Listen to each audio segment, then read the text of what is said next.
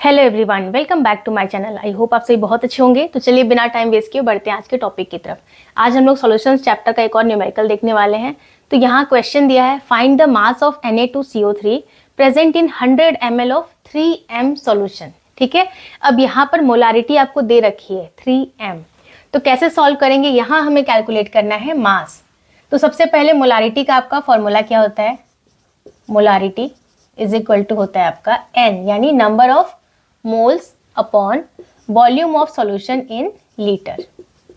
ठीक है, अब यहाँ पर देखिए नंबर ऑफ मोल्स हमें पता है क्या, नहीं पता। तो कैसे निकालेंगे, मोलारिटी पता है क्या, मोलारिटी हमें पता है, दिया है 3m है, तो इसकी वैल्यू रख देते हैं। 3 is equal to n upon volume of solution in litre. तो वॉल्यूम कितना दिया है सॉल्यूशन का, 100 ml दिया हुआ है, तो इसको लीटर में कन्वर्ट कर लेते हैं, 100 अपॉन 1000। ठीक है, कितना आ गया ये, 3 इज इक्वल टू क्या हो गया आपका 10n। सॉल्व कर लीजिए, n इज इक्वल टू क्या हो गया आपका 3 अपॉन 10, यानी n की वैल्यू आ गई आपकी 0.3 मोल्स। तो मोल्स हमने निकाल लिए। अब हमें निकालना है मास। तो नंबर ऑफ मोल्स का फॉर्मूला हमारा क्या होता है, उसको लिख लेते हैं।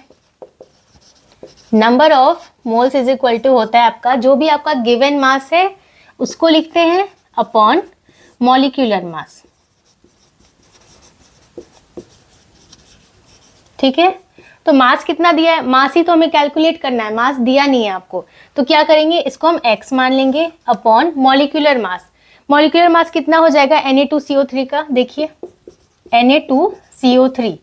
सोडियम का एटॉमिक वेट कितना होता है 23, 2 एटम है तो 23 इंटू 2, प्लस कार्बन का एटॉमिक वेट कितना होता है 12, प्लस ऑक्सीजन का एटॉमिक वेट कितना होता है 16 इंटू 3, क्योंकि 3 एटम्स है इसके, कितना हो जाएगा ये 46 प्लस 12 प्लस 48। ऐड कर लीजिए, कितना हो गया 106। तो यहाँ पे इसकी वैल्यू आ गई 106। नंबर ऑफ मोल्स हमारे निकले हुए थे, कितने आए हैं 0.3 मोल्स, तो यहाँ लिख लेते हैं 0.3। सॉल्व कर लेते हैं।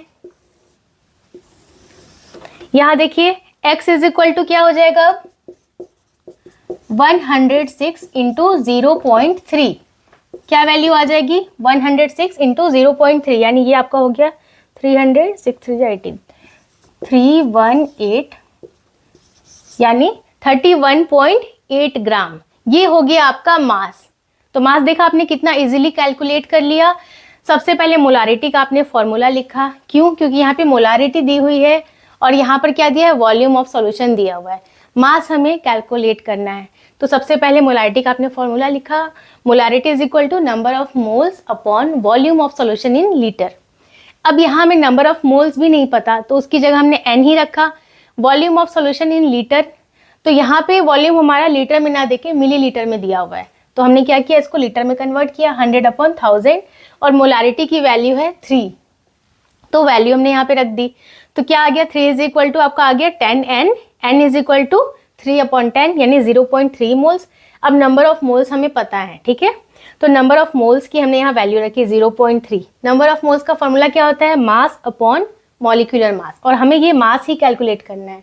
तो मास को हमने x मान लिया, मॉलिक्यूलर मास हमने यहाँ निकाल लिया Na2CO3 का 106, वैल्यू हमने रख दी।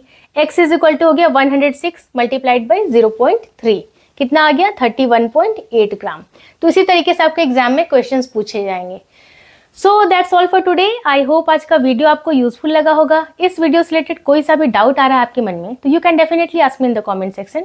वीडियो पसंद आया है तो इसे लाइक कर दीजिए। चैनल को अगर अभी तक सब्सक्राइब नहीं किया है तो प्लीज सब्सक्राइब कीजिए। मैं मिलती हूँ आपसे नेक्स्ट वीडियो में, तब तक के लिए take care and bye bye.